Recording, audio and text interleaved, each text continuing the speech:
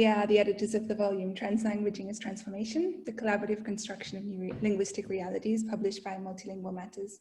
My name is Emilee Moore and I'm lecturer in the Faculty of Education at the Autonomous University of Barcelona. Hi, my name is Jessica Bradley. I'm lecturer in literacies in the School of Education at the University of Sheffield.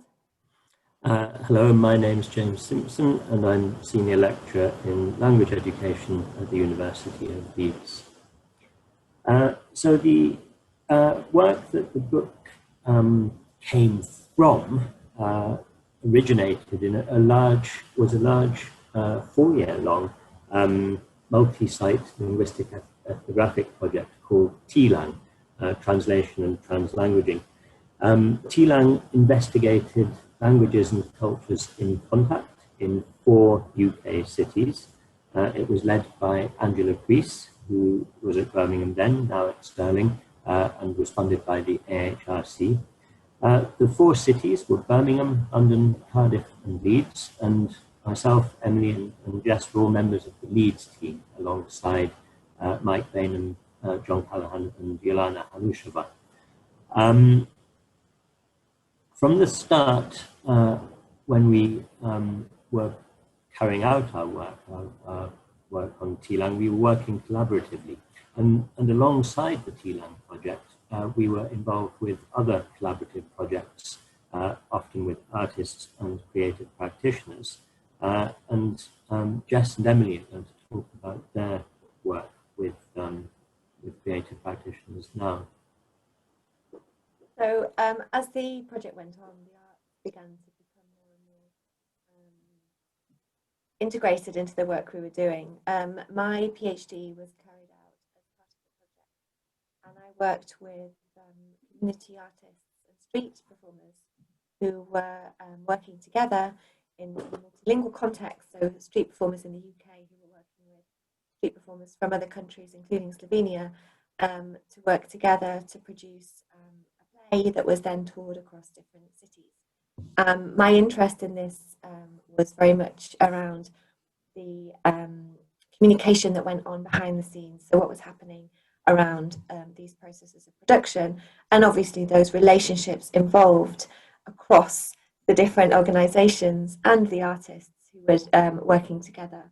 But I also became very interested in how this affected my methodology. So I came into this very much looking at linguistic ethnography, which was the framing methodology for TLAN, but this expanded to encompass the visual, and then broadened out to become something much more collaborative across a number of other projects that I worked on with the same artists and with other creative practitioners over the few years that we were working together for TLAN. And it raised a number of questions around how we work as researchers in these kinds of non-formal educational contexts, and how we are positioned when doing our research, and also the complexity of observation, and to what extent we then become co-collaborators and co-conspirators in the work that we're doing. I was lucky enough to join the TLAN team at Leeds, thanks to funding that I had from Catalonia to carry out my postdoctoral research. And similar to Jess, for this postdoctoral work, I was working with artists. In this case, it was a group of young poets and their mentors at an organisation called Leeds Young Authors. And spending time with these poets really extended my understanding of communication and of repertoire. It also pushed me more and more towards doing collaborative research, questioning, for example, the authorship of the research that I was doing. And my own chapter in this volume was signed with one of the poets, Gina Tavares, and that's the outcome of this reflexive work. So TLAN and our work with artists were creating a space for theorising translanguaging as semiotic repertoire, pushing the boundaries of our understandings of language to include the body, to include space, to include artifact. Also for thinking about how translanguaging research could make things different, so how it could push us to research differently, to work differently as researchers with our collaborators, how it could change educational practices, how we could challenge inequities, for example. And this desire to push boundaries of language and of research connected us with the authors of the different chapters in the volume. Some of them were researching what they called translanguaging, others multilingualism, plurilingualism, transmodalities. Some were working with artists, others were working in schools or elsewhere. But we were all committed to challenging hierarchies in research and in society.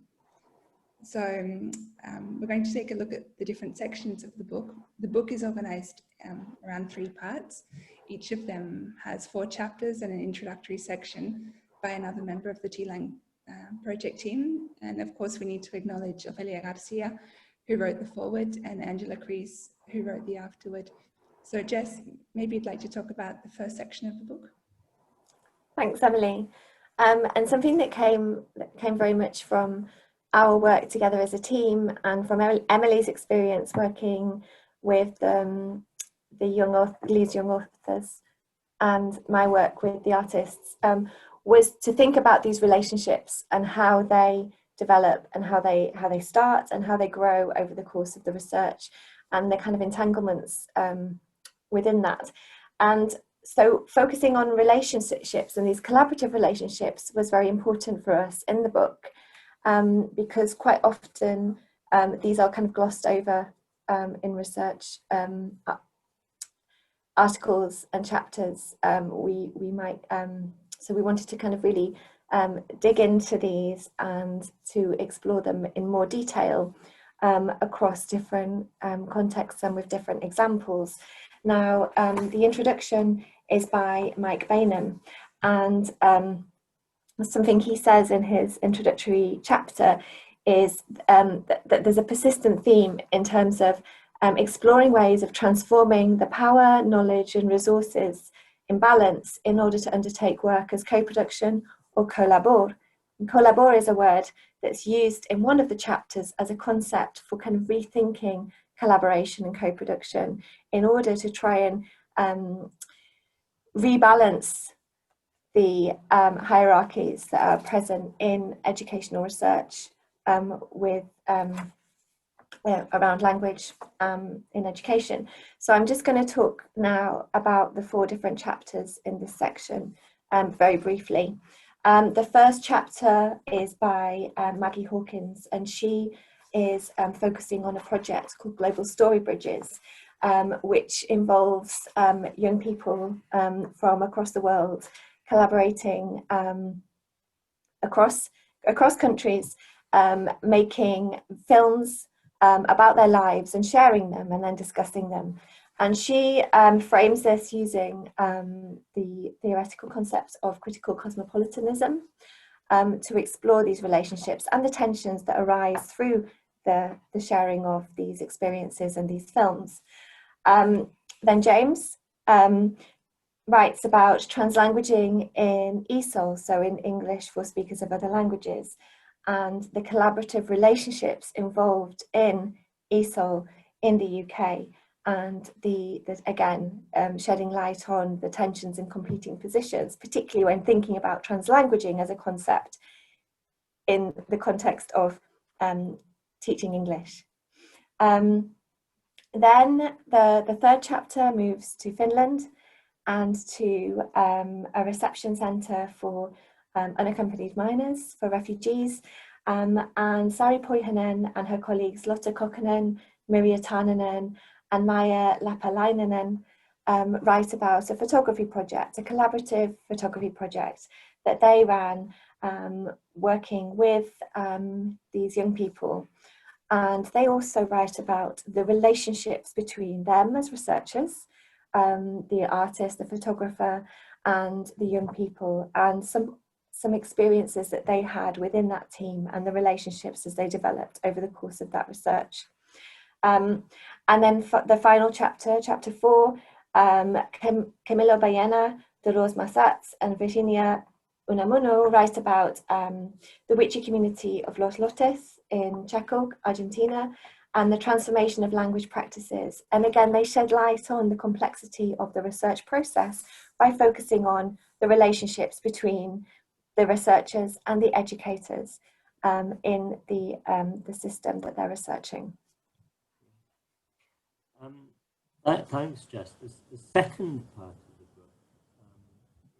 book has a focus on collaborative processes, and by looking at these specifically, we enable insights into the ownership of knowledge in terms of whose voices are heard and whose voices are therefore considered worth hearing. All the chapters, the 4 chapters in part 2, in some way occupy a space where collaborative ethnography meets arts practice. And in his comment on part 2, his opening introductory chapter on part 2, Adrian Blackledge reminds us that ethnographies are complex discursive spaces where many voices clamour for expression. And this is very much the case in the chapters in part 2. These are chapters which describe collaborative research being negotiated, and the dialogic nature of the chapters emphasize this in the most positive ways. Once dialogism is recognized as a mode of representation, the authority of the single voice can be questioned. And this comes through in the chapters themselves. The first chapter is by Joël Arden and Sandrine Eschenauer, who write about their work in language education. They describe an inactive language pedagogy which they develop within a framework of what they call Translanguaging, where they focus on the process of the emergence of a common language, common across teachers and students. The second chapter in the section is by Jane Andrews and colleagues, and they're reflecting on their use of arts-based methods in a large multi-site transnational cross-disciplinary collaborative project, and they regard their practice as transformative and consider this from the perspectives of the new materialism and also what they call interthinking. Interthinking they describe as collaborative problem solving in teams and across communicative modes.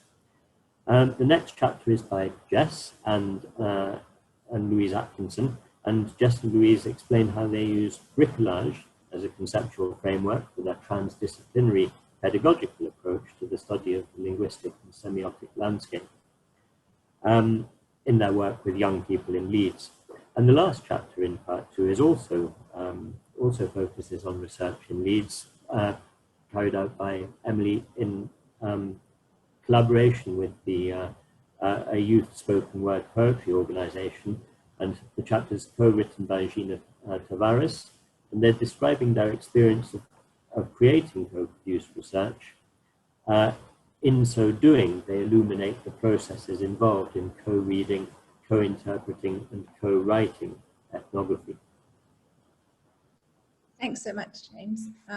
So the chapters in part 3, called Collaborative Outcomes, demonstrate that the products of collaborative processes are inseparable from the processes and the relationships established.